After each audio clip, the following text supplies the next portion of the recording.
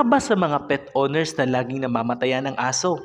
Kadalasan napapaisip ka na marahil ay may bad luck ka sa pag-aalaga at pumasok na sa iyong isipan na hindi ka na mag-aalaga pa dahil sa tindi ng emotional stress na nararamdaman. Halina't samahan niyo ako kabayan na pag-usapan ang mga sanhi kung bakit bigla ang namamatayan ka ng alagang aso.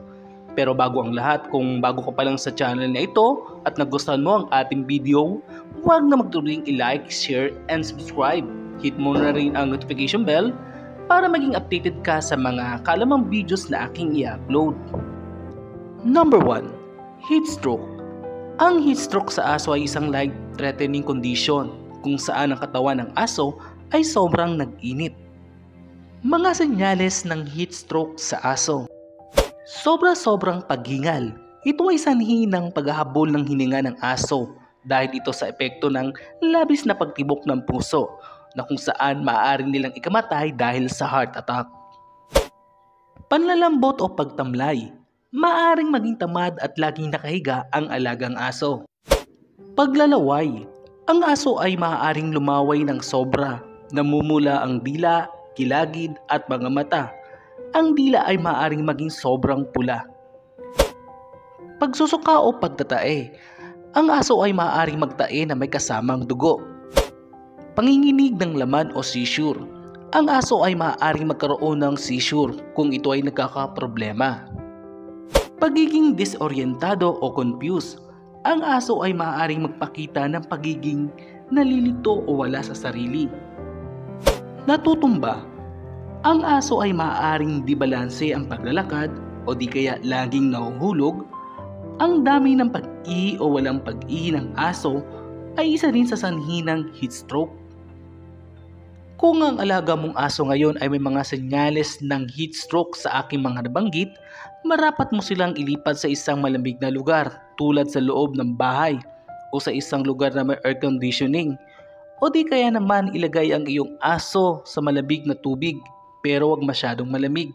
Pagkatapos ilubog mo ito upang mabilisang makapag-cool down at agad makipag-ugnayan sa veterinarian para sa karagdagang lunas. Number 2. Pagkalason ng alagang aso. Ang pagkilala sa mga senyales ng nalason na aso ay mahalaga upang magkaroon ng agarang pagtugon at agarang pangangalaga. Narito ang mga ilang senyales na maaaring magpahiwatig na ang iyong aso ay nalason. Pagtatae. Ang pagtatae ng sobra-sobra o malambot na dumi ay isa sa mga pangunahing senyales ng pagkalason. Kung ang iyong aso ay sobrang dumede, ito ay dulot ng dehydration, kaya't mahalaga na bigyan ito ng sapat na tubig. Pag-iyak o pag-ungol. Ang pag-iyak, pag-ungol o pag-uugali ng pagkairita ay maaaring isang senyalis ng pagkalason. Ang mga aso ay maaaring magpakita ng hindi karaniwang pag-uugali kapag sila ay nahihirapan o may kakaibang pakiramdam. Pag-atake. Sa isang kaso ng pagkalason, ang aso ay maaaring magkaroon ng seizure o pag-atake ng panginginig ng kalamnan. Ito ay sinyalis ng malubhang kalagayan. Pagkawala ng gana sa pagkain. Ang asong nalason ay maaaring mawala ng gana sa pagkain o hindi gustong kumain sa kabila ng normal nitong pagnanakaw ng pagkain. Ang pag-ubo o pagkirot sa tiyan ay isa ding senyales ng pagkalason ng aso. Mga posibleng dahilan ng pagkalason ng mga aso. Pagkain. Ito ang isa sa mga pangunahing dahilan ng pagkalason sa mga aso. Maaring maaksidente silang kumain ng nakakalasong halaman, kemikal, o kahit anong hindi ka nais-nais na sustansya. Maaari ito dahil sa pagkakaroon ng access sa mga ito sa labas o sa loob ng bahay.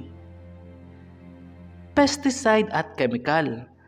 Ang mga aso na laging nasa labas ng bahay ay maaari magkaroon ng exposure sa chemical tulad ng pesticide, herbicide, at iba pang chemical na maaaring maging sanhi ng pagkalason. Mga halaman na nakakalason sa mga hayop. Ang ilan sa mga halaman ay may bahagi na nakakalason sa mga hayop tulad ng dahon, bulaklak o bunga. Kapag kinain ito ng aso, maaari itong magdulot ng pagkalason. Mga lason na ginagamit.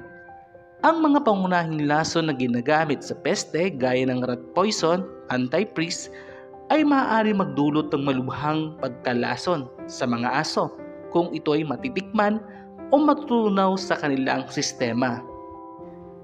Pagkain ng sira o spoiled. Ang pagkain ng sira o expired ay maaari magdulot ng pagkalason sa aso, kaya dapat tinitiyak na laging fresh at ligtas ang inilalagay na pagkain sa kanila. Medisina. Minsan ang ilang mga tao ay nagbibigay ng gamot para sa tao sa kanilang mga aso na maaaring hindi ligtas para sa kanila. Para sa kaligtasan ng iyong aso, importante na panitilihing ligtas ang kanilang kapaligiran at siguraduhin hindi nila maaabot ang mga potensyal na nakakalasong mga bagay.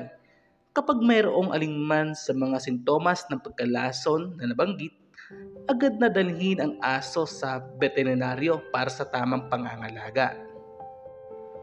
Ang mga aso ay tinatawag naman best friend dahil sa kanilang katapatan, debosyon at pagmamahal sa mga tao. Ang mga aso ay kilala sa kanilang katapatan sa kanilang may-ari. Sila ay nananatiling tapat at nagbibigay ng pagmamahal kahit sa mga panahong mahirap. Ang mga aso ay nagbibigay ng buong debosyon sa kanilang may-ari. Sila ay laging handang tumulong at magbigay ng kasiyahan, lalo na kapag ika'y nag-iisa. Kaya ganoon na lamang natin sila kamahal, na tunay nating na itinuturing pamilya, at sa kanilang pagkawala, na labis nating nararamdaman ang sakit. Hanggang dito na lang ang video nating kabayan. Maraming salamat sa pagsama sa akin. Hanggang sa muli nating pagkikita sa isa namang episode ng Kaalaman.